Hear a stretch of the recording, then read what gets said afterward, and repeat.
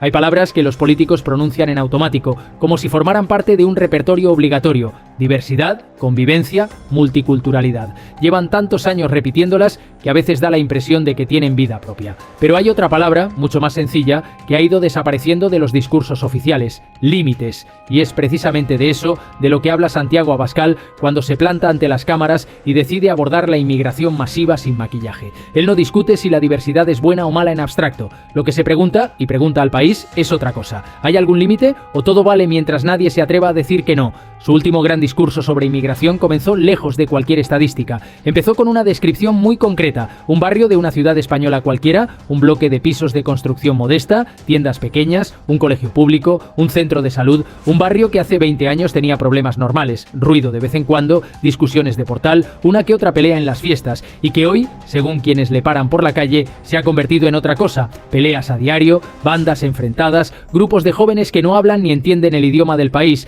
mujeres que han cambiado sus rutas para volver a casa, ancianos que ya no bajan al parque. Abascal cuenta esas historias no como un catálogo de anécdotas, sino como un síntoma. Dice que durante años se ha insistido en que la inmigración masiva era una oportunidad, una riqueza, una solución mágica a casi todos los problemas, a la falta de mano de obra, a las pensiones, incluso a la España vaciada, pero que en la práctica se ha convertido en un problema añadido precisamente para quienes menos margen tenían: los españoles de barrios humildes, los que dependen de la escuela pública, del centro de salud del barrio, del transporte lleno cada mañana. Mientras tanto, quienes diseñan las políticas migratorias siguen viviendo en su mayoría en zonas donde casi nada de eso se nota. Desde esa perspectiva, lanza una acusación directa: la inmigración masiva no la han pedido los españoles, se la han impuesto, y lo argumenta señalando que nunca ha habido un debate claro, limpio, en el que se explique cuánta inmigración puede absorber el país, en qué condiciones, con qué controles, con qué reglas de integración.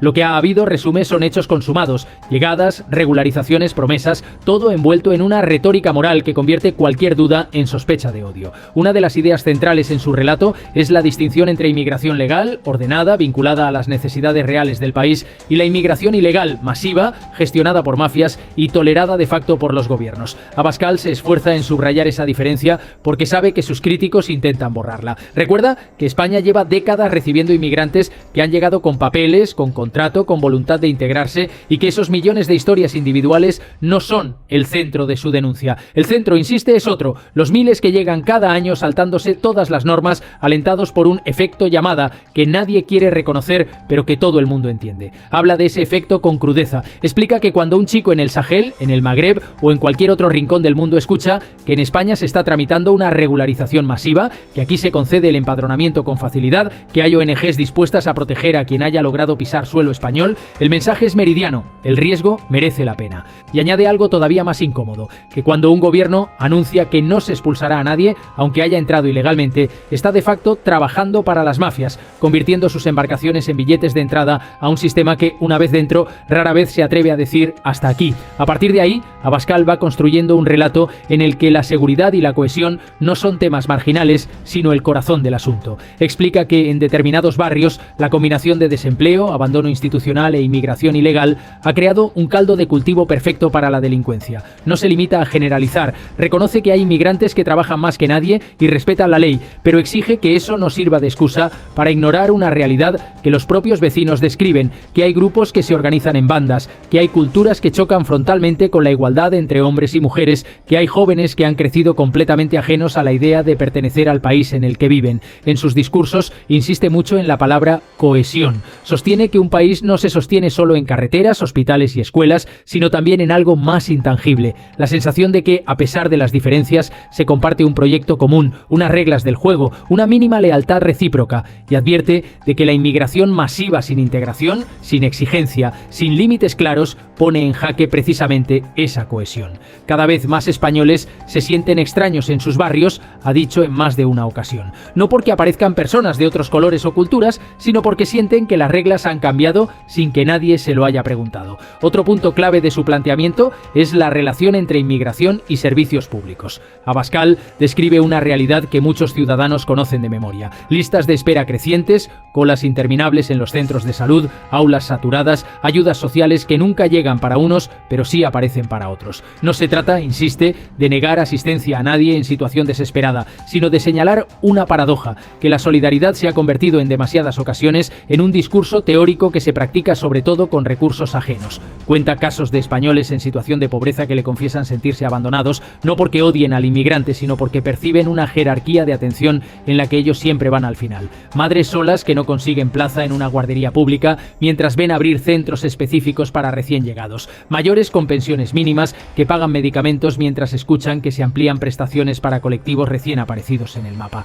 Esa sensación de injusticia, explica Abascal, es combustible político de primera. Perder el contacto con ella es para cualquier gobierno jugar con fuego. En ese marco, su propuesta se resume en 3 verbos: controlar, seleccionar, exigir. Controlar las fronteras no como gesto hostil, sino como ejercicio elemental de soberanía, seleccionar a quienes llegan en función de las necesidades reales del país, de su disposición a integrarse, de su respeto a nuestras leyes, y exigir a todos, nacionales y extranjeros, el cumplimiento estricto de esas normas sin dobles raseros. Todo ello acompañado, subraya, de una política seria de ayuda a las familias españolas, de fomento de la natalidad y de empleo digno, para que no se pretenda tapar con inmigración un problema demográfico que tiene su origen en la inseguridad vital de los propios españoles. No se trata, insiste, de levantar un muro emocional frente al mundo, sino de dejar claro que España no puede ser la válvula de escape de las crisis de otros países mientras arrastra sus propias fracturas internas. Y de recordar algo que los discursos globalistas tienden a ocultar: que la primera obligación de un gobierno es con sus ciudadanos, no con una humanidad abstracta. La carga política de sus palabras se multiplica cuando pone el foco en los jóvenes. Abascal pregunta qué leen los chicos de 20 años cuando observan la escena actual. Ven, por un lado, un mercado laboral precario, alquileres imposibles, sueldos que no les permiten emanciparse, un sistema de pensiones que nadie les puede garantizar. Y por otro lado, un mensaje repetido hasta la saciedad: España necesita inmigrantes. ¿Cómo no va a generar eso un malestar profundo en una generación que siente que se la ha convertido en invitada de piedra en su propio país? El líder de Vox sostiene que esa es una de las grandes heridas del relato dominante. Ha logrado que muchos jóvenes españoles perciban la inmigración masiva no como una oportunidad, sino como otro recordatorio de que sus propias necesidades no son prioritarias. Cuando el Estado se vuelca en demostrar al mundo su capacidad de acogida, pero es incapaz de facilitar a sus propios hijos la posibilidad de tener una familia, un trabajo estable y una casa, algo no encaja, algo se rompe en la cadena de confianza entre generaciones. En este contexto, Abascal aparece para una parte de la sociedad como la voz que articula un sentimiento que otros prefieren ignorar: el derecho a querer que España siga siendo reconocible para los españoles, el derecho a pedir que quien venga se sume a ese proyecto en lugar de pretender cambiarlo desde dentro, el derecho a defender la propia identidad sin que automáticamente se le acuse de odio. No es casual que en sus discursos hable tanto de pueblo como de fronteras. Para él, una cosa sin la otra no tiene sentido. Un país sin fronteras efectivas no puede garantizar la seguridad ni el bienestar de quienes lo sostienen. Pero unas fronteras sin un pueblo consciente de lo que es, orgulloso de su legado, tampoco sirven de mucho. Serían, en el mejor de los casos, una línea en un mapa. De ahí que insista en reivindicar al mismo tiempo las raíces culturales, la historia compartida, los símbolos que muchos han tratado de ridiculizar durante años. Con todo ello, Abascal no pretende, al menos en su discurso, clausurar el debate, sino reabrirlo. Quiere que se hable de cifras reales, de costes reales, de límites reales, pero también de algo menos tangible. ¿Qué tipo de sociedad queremos ser dentro de 20 o 30 años? Una en la que la ciudadanía se haya diluido en una masa de individuos con identidades fragmentadas, o una en la que la suma de aportaciones de quienes llegan se haya hecho alrededor de un centro claro, no difuso. Al final, su mensaje se puede compartir o rechazar, pero tiene una virtud que hoy escasea: es nítido. No juega al equilibrio imposible entre decir una cosa y hacer la contraria.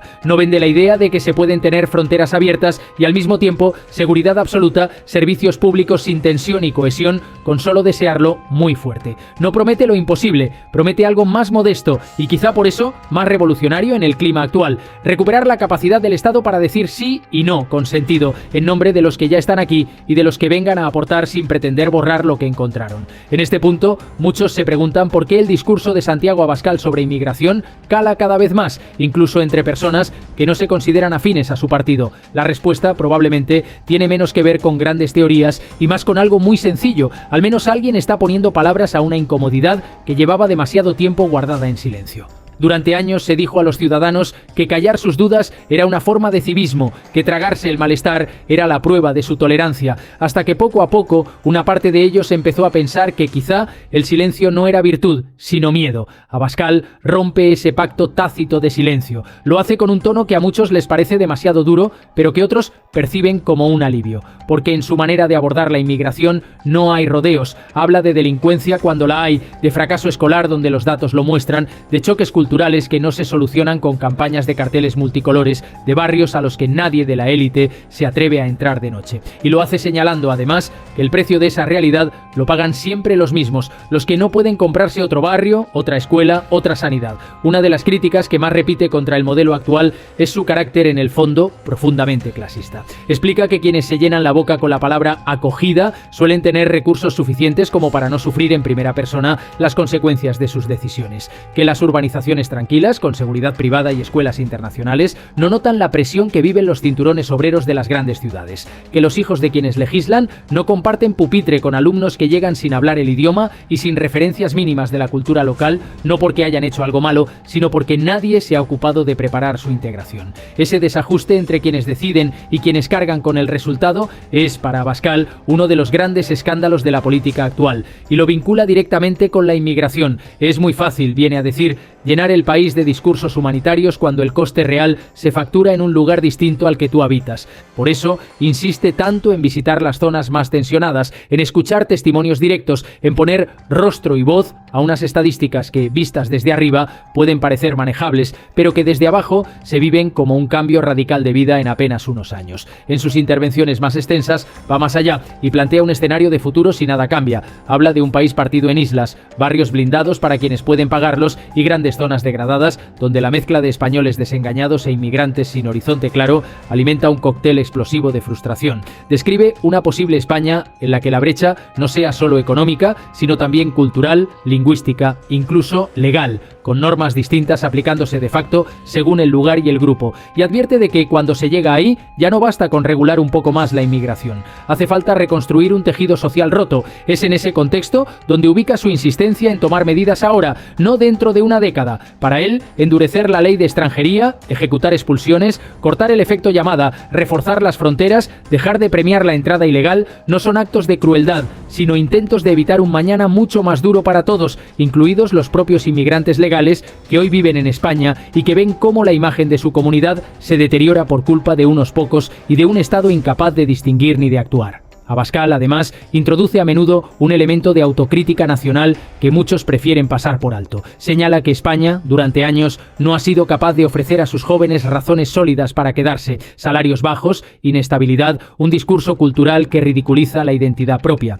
En paralelo, sin embargo, se ha presentado como destino ideal para millones de personas de fuera. Hemos tratado mejor la idea de acoger que la de arraigar, resume, y plantea que una política migratoria sensata debe partir precisamente del cuidado de los de dentro, para no convertirse en una huida hacia adelante donde el país se vacía de los suyos mientras se llena de personas a las que no sabe integrar. En ese sentido, su proyecto migratorio va siempre unido a un programa interno, defensa del empleo nacional, protección de las familias, apoyo decidido a la natalidad, recuperación del valor del trabajo manual y del pequeño empresario. Porque, insiste, si España no es capaz de ofrecer un futuro atractivo a los españoles, ninguna cantidad de inmigración arreglará sus problemas estructurales, solo los maquillará mientras tanto. La discusión, por supuesto, está lejos de cerrarse. Sus oponentes continuarán tachando su discurso de simplista, peligroso, populista, pero la persistencia con la que vuelve una y otra vez al tema de la inmigración demuestra que él ha elegido ese terreno como uno de los principales campos de batalla política de los próximos años.